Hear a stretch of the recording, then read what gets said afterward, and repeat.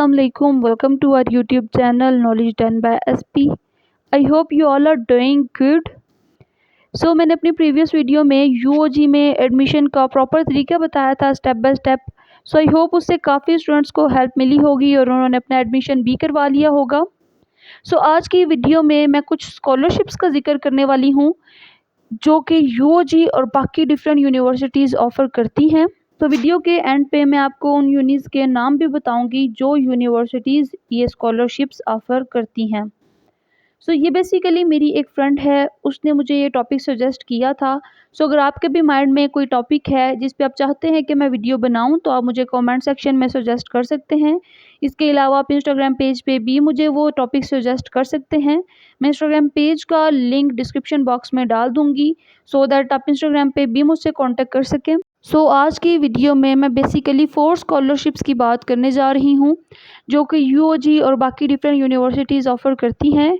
First scholarship जिसके बारे में आज हम बात करेंगे वीडियो में वो है एहसास स्कॉलरशिप. इसका मैं प्रॉपर आपको सारा तरीका भी बताऊंगी और सब कुछ आपको मैं इसकी पूरी डिटेल्स दूंगी.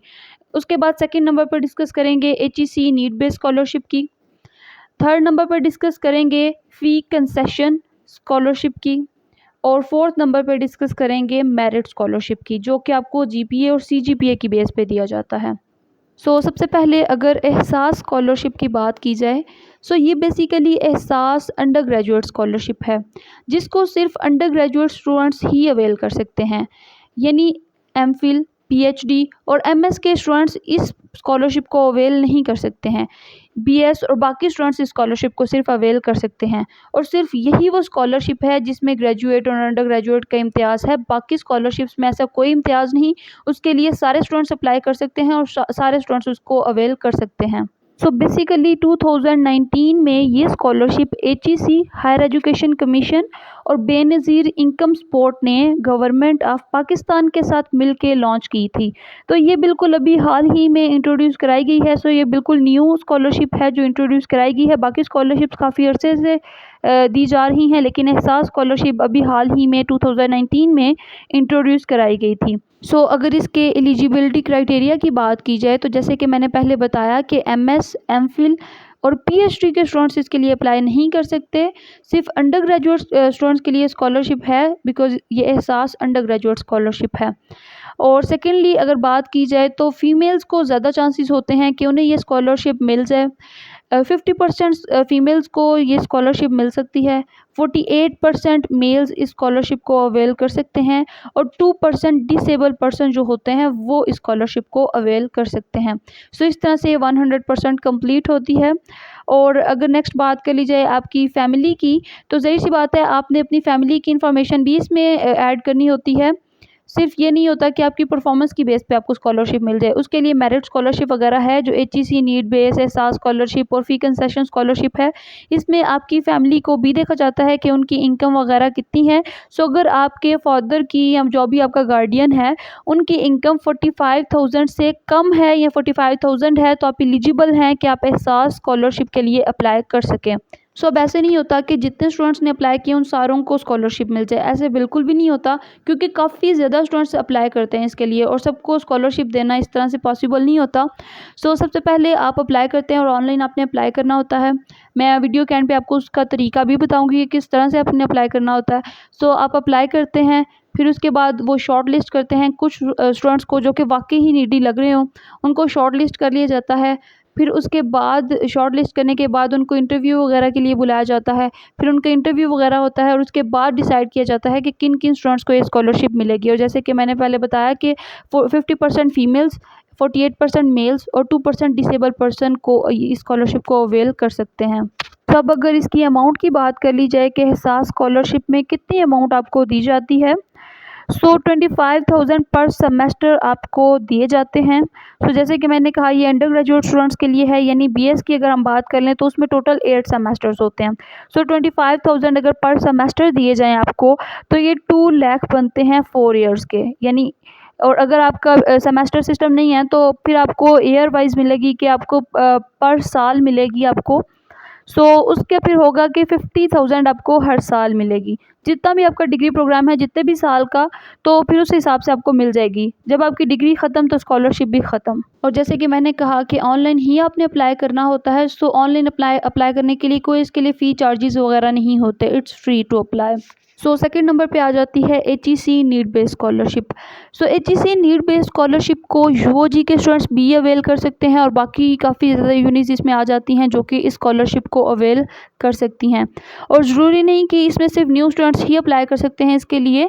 आप किसी भी सेमेस्टर में हैं तो आप अप्लाई कर सकते हैं इसके लिए। ये बेसिकली इसके लिए एलिजिबिलिटी क्राइटेरिया ये होता है कि ऑर्फन चाइल्ड के लिए होती है। वो बच्चे जो कि यतीम हो चुके होते हैं, जिनके फादर नहीं होते, उन्हें सपोर्ट करने वाला ऐसा कोई नहीं होता, सो वो इस स्कॉलरशिप के लिए अप्लाई कर सकते हैं। सेकेंडली आ जाते हैं इसके लिए वो चाइल्ड जिनके फादर जॉबलेस होते हैं, कि पहले फादर्स की जॉब थी और अब फादर्स की जॉब नहीं रही, तो वो किसी भी सेमेस्टर में जाके अगर ये सीन बनता है तो वो उसमें अप्लाई कर सकते हैं। हर ईयर ये जो स्कॉलरशिप्स होती हैं ये ऑफ़र की जाती हैं स्टूडेंट्स को। सो अगर आपके फादर जॉबलेस हैं तो फिर भी आप इस स्कॉलरशिप के लिए अप्लाई कर सकते हैं। अगर आपके फादर की जो इनकम है वो लो है तो फिर भी आप अप्लाई कर सकते हैं। जैसे एहसास स्कॉलरशिप में बात की थी कि 45,000 या उससे कम अगर हो आपके फादर की या आपके गार्डियन की इनकम तो आप अप्लाई कर सकते हैं। तो इसके लिए भी यही है कि अगर आपके फादर की इनकम कम हो, उसके बाद ज़ाहिर सी बात है आपने जब एप्लीकेशन फॉर्म फिल करना होता है तो वहाँ पर आपने लिखना होता है कि कितनी इनकम है। सो अगर HEC को वाकई लगे कि आपको इसकी ज़रूरत है स्कॉलरशिप की तो आपको स्कॉलरशिप मिल जाएगी। सो अगर आप स्टूडेंट हैं तो आप सिर्फ 35 साल की उम्र तक इस स्कॉलरशिप को अवेल कर सकते हैं। अगर आपकी उम्र इससे ज़्यादा है तो आप इस स्कॉलरशिप को अवेल नहीं कर सकते। वैसे 40 इयर्स के लोग भी इस स्कॉलरशिप को अवेल कर सकते हैं, लेकिन वो और कैटेगरी में आ जाते हैं, वो स्टूडेंट नहीं होते हैं। सो वो अलग टॉपिक एक फिर आ जाता है। और इसके अलावा इसका एलिजिबिलिटी क्राइटेरिया ये है कि इसमें सारे स्टूडेंट्स अप्लाई कर सकते हैं। BS, MS, MPhil, MBBS सारे स्टूडेंट्स इसमें अप्लाई कर सकते हैं। ग्रेजुएट और अंडर ग्रेजुएट का ऐसा सच कोई इम्तियाज़ नहीं होता।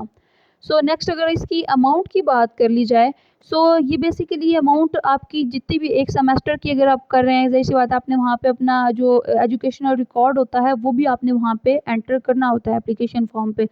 तो फिर उन्हें पता लग जाएगा कि आप कौन से सेमेस्टर में हैं, कौन सी यूनि में पढ़ रहे हैं। तो उस हिसाब से आपकी जितनी भी सेमेस्टर की फ़ी होगी वो HEC नीड बेस्ड स्कॉलरशिप में आपको मिल जाएगी। तो अगर यूओजी की बात की जाए तो यूओजी में जैसे कि सेमेस्टर्स की जो फ़ी होती है उस पे मैं एक वीडियो भी बना चुकी हूँ, फ़ी स्ट्रक्चर पे आप चेक कर सकते हैं, मैं उसका लिंक भी डिस्क्रिप्शन बॉक्स में दे दूँगी।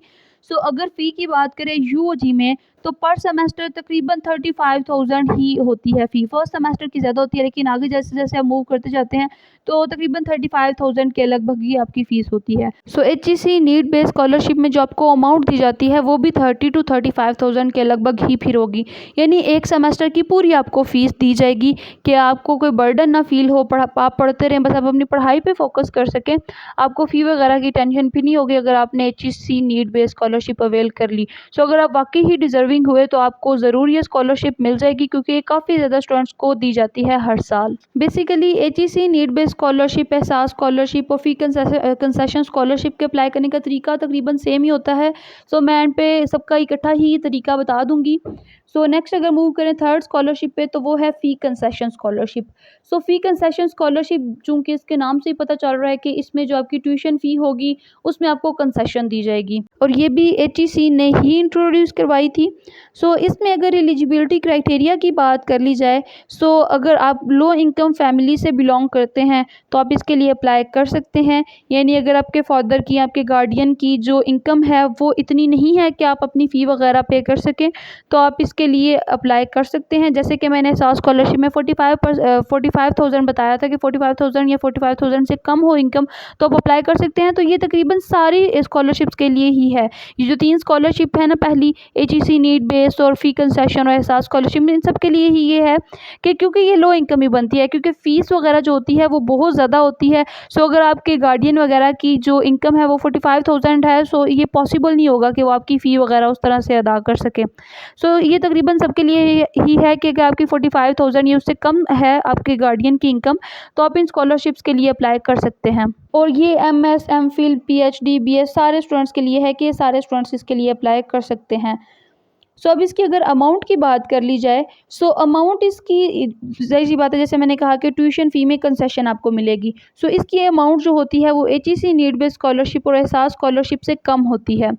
ट्यूशन फ़ी की अगर बात की जाए तो जैसे सेमेस्टर सिस्टम है यूओजी में, तो आपकी जो 35,000 फ़ी होती है वो सारी की सारी अब ट्यूशन फ़ी नहीं होती है, उसमें तकरीबन 14 या 15,000 जो होती है वो ट्यूशन फ़ी होती है। बाकी ट्रांसपोर्ट के इस तरह से हो गए और बाकी लाइब्रेरी के सिक्योरिटी फ़ी इस तरह से वो बाकी फ़ीस वगैरह होती है।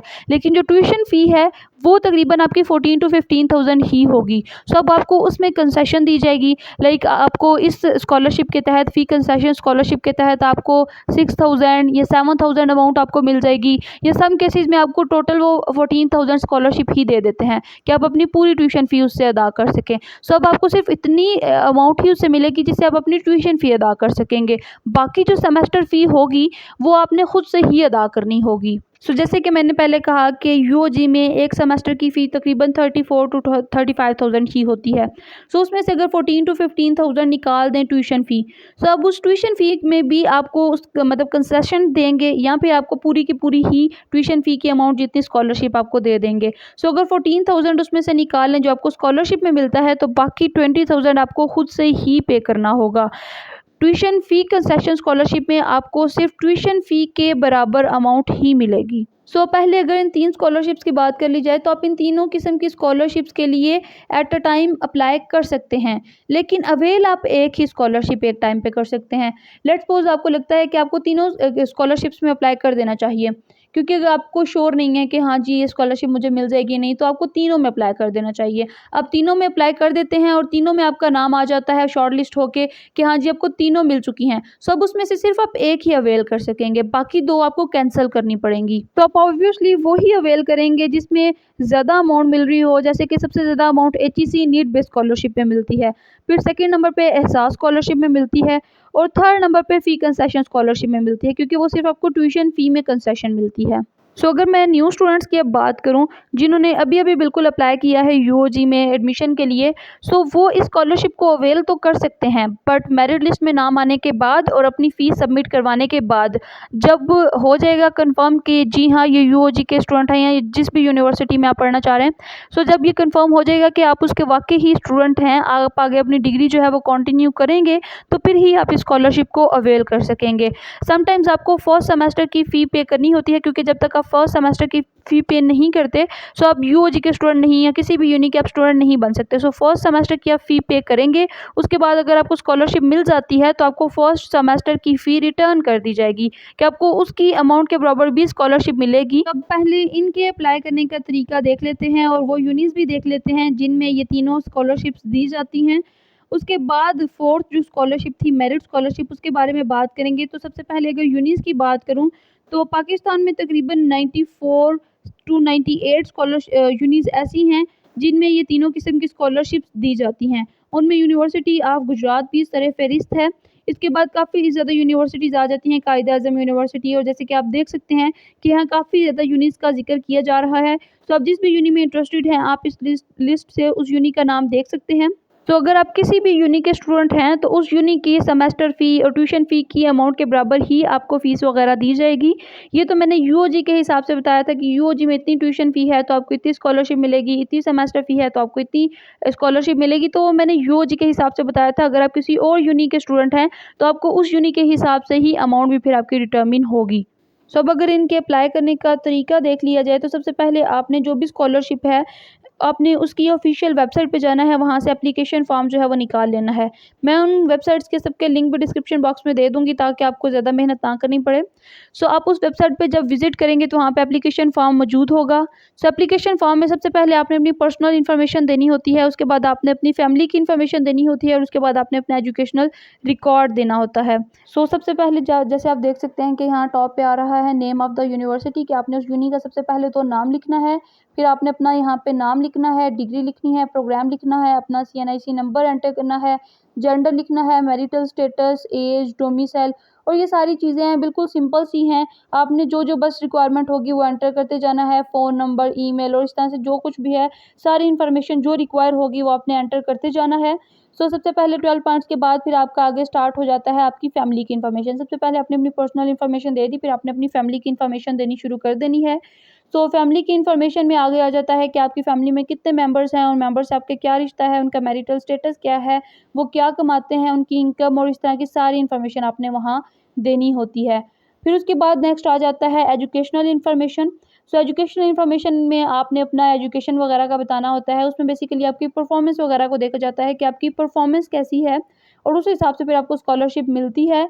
सो ये बिल्कुल भी मुश्किल नहीं है इसको फिल करना, लेकिन अगर आप चाहते हैं कि मैं इस पे डिटेल्ड वीडियो बनाऊं तो आप मुझे कमेंट सेक्शन में लाजमी बताइएगा। लेकिन इसको अप्लाई करने का तरीका एज सच मुश्किल नहीं है, बहुत आराम से आपसे फिल हो जाएगा। और अगर फिल करते हुए कोई भी इशू आता है तो आप तब भी मुझसे कमेंट सेक्शन में पूछ सकते हैं। जैसे कि मैंने कहा कि इसके लास्ट पोर्शन में आपने अपना एजुकेशनल रिकॉर्ड देना होता है, यानी आपकी परफॉर्मेंस वगैरह देखी जाती है कि आप कैसे स्टूडेंट है। अगर आप बहुत ही डल स्टूडेंट हो तो आप इन स्कॉलरशिप्स को बिल्कुल भी अवेल नहीं कर सकेंगे। आप में पढ़ने का कोई जुनून, कोई जज्बा होना चाहिए, तभी आपको गवर्नमेंट ये सारी स्कॉलरशिप्स देगी। और एक और चीज़ जो मैं डिस्कस करना चाह रही थी कि स्कॉलरशिप सिर्फ उन्हीं स्टूडेंट्स को मिल सकती हैं जिनका मेरिट की बेस पे एडमिशन हुआ हो। जो कि पर्सनल रिसोर्सेज या इस तरह की बेस पे जो भी एडमिशन लेंगे उनके लिए स्कॉलरशिप्स नहीं है। मेरिट की बेस पे एडमिशन लेंगे तो ही आपको ये स्कॉलरशिप्स मिलेंगी। जैसे कि मैंने एडमिशन का तरीका बताते हुए बताया था कि आप ओपन मेरिट सेलेक्ट करते हैं कि मेरिट की बेस पे। सो मोस्टली लोग जो होते हैं वो मेरिट बेस पे ही एडमिशन लेते हैं। सो ये उनके लिए स्कॉलरशिप्स बेस्ट हैं। आप किसी भी सेमेस्टर में जाके ये स्कॉलरशिप्स अवेल कर सकते हैं। अगर वाकई ही आप डिज़र्विंग हुए तो आपको ये स्कॉलरशिप्स मिल जाएंगी इंशाल्लाह। सो अब अगर फोर्थ नंबर पे बात की जाए मेरिट स्कॉलरशिप की, सो मेरिट स्कॉलरशिप बेसिकली आपको मेरिट की बेस पे मिलता है, आपके जीपीए की बेस पे आपको मिलता है। अब काफ़ी ज़्यादा स्टूडेंट्स को जीपीए का नहीं पता होगा, क्योंकि यूनी में जब आप जाते हैं तो आपका रिजल्ट जीपीए की फॉर्म में आता है। एक सेमेस्टर के एंड पे जो आपका रिजल्ट आता है उसको जीपीए कहते हैं, ग्रेड पॉइंट एवरेज। तो ये मोस्टली ब्रिलियंट स्टूडेंट्स को ही मिलता है ऑब्वियसली, क्योंकि आपका पूरा जो एक बैच होता है उसमें टॉप 3 स्टूडेंट्स को ये मिलता है। सिर्फ ये एक सेक्शन, मतलब एक क्लास की बात नहीं हो रही, ये सारे सेक्शंस की बात हो रही है कि ज़ूलॉजी डिपार्टमेंट में एक बैच के जितने सेक्शंस हैं कि ए बी सी जितने सेक्शंस हैं उन सारे सेक्शंस में अगर आप टॉप 3 स्टूडेंट्स में आ जाते हैं तो आपको ये स्कॉलरशिप मिल जाएगी। तो ये एक किस्म की एप्रिसिएशन और मोटिवेशन भी होती है कि आप यूनी जाके अच्छे से पढ़ें और ब्रिलियंट स्टूडेंट्स इस स्कॉलरशिप को अवेल कर सकें, बिकॉज़ वो डिज़र्विंग होते हैं, उनका हक होता है, क्योंकि उन्होंने इतनी मेहनत की होती है तो उन्हें ये स्कॉलरशिप मिलनी ही चाहिए। सो अगर आप फर्स्ट आते हैं पूरे बैच में, सारे सेक्शंस में अगर आप फर्स्ट आ जाते हैं, सो क्या होता है कि आपको आपकी पूरी फ़ी रिटर्न कर दी जाती है। अगर आप सेकंड आते हैं तो आपको आपकी हाफ़ फ़ी जो होती है वो रिटर्न की जाती है। अगर आप थर्ड आते हैं तो आपको तकरीबन आपकी 25% जो फ़ी होती है वो रिटर्न की जाती है। लेकिन ये पॉलिसी ऑब्वियसली चेंज होती रहती है, लेकिन बेसिकली होता इसमें यही है कि आपको आपकी उस सेमेस्टर की फ़ी रिटर्न कर दी जाती है। लेट्स सपोज़ अगर आप थर्ड सेमेस्टर में आप आ गए हैं टॉप 3 स्टूडेंट्स में, तो थर्ड सेमेस्टर की फ़ी आपको रिटर्न कर दी जाएगी। अगर आप फर्स्ट होंगे तो आपको थर्ड सेमेस्टर की पूरी फ़ी रिटर्न हो जाएगी। सेकंड आएँगे तो आपको 50% फ़ी रिटर्न कर दी जाएगी, और अगर आप थर्ड आएँगे तो 25% फ़ी रिटर्न कर दी जाएगी। लेकिन ये पॉलिसी चेंज होती रहती है, लेकिन इसकी अमाउंट इतनी ही तकरीबन रहती है, वो इतनी वेरी नहीं करती है कि जैसे कि मैंने कहा कि एक सेमेस्टर की फ़ी होती है 35,000, तो फर्स्ट आने वाले को 35,000 मिलेंगे, सेकंड आने वाले को तकरीबन 15,000 और थर्ड आने वाले को तकरीबन 8 to 9,000 इस तरह से मिल जाएँगे। लेकिन ये अमाउंट ज़ाहिर-सी बात है वेरी करती रहती है, इसमें कोई ऐसा उस तरह से मसले वाली बात नहीं है। और इसको अप्लाई करने का भी कोई ऐसा तरीका नहीं है। जब आपका रिज़ल्ट आता है तो एलएमएस पे रिज़ल्ट जब अपलोड होके आता है, यानी कि जो फाइनल रिज़ल्ट जब अपलोड होता है तो वहाँ से ज़ाहिर-सी बात है वो देख सकते हैं कि किसकी स्कॉलरशिप्स आई हैं। तो वहाँ से फिर आपको एक मेल आ जाएगी या इस तरह से अनाउंस कर दिया जाएगा जीआर के थ्रू, या इस तरह से आपको कुछ नोटिफिकेशन आ जाएगा कि आप टॉप 3 स्टूडेंट्स में आए हैं और आपको स्कॉलरशिप मिलेगी। और फिर आगे 2 या 3 सेमेस्टर्स के बाद आपको स्कॉलरशिप की अमाउंट जो होती है वो मिल जाती है। फ़ौरन नहीं मिलती, लेकिन कुछ टाइम के बाद आपको वो अमाउंट जो होती है वो मिल जाती है स्कॉलरशिप की।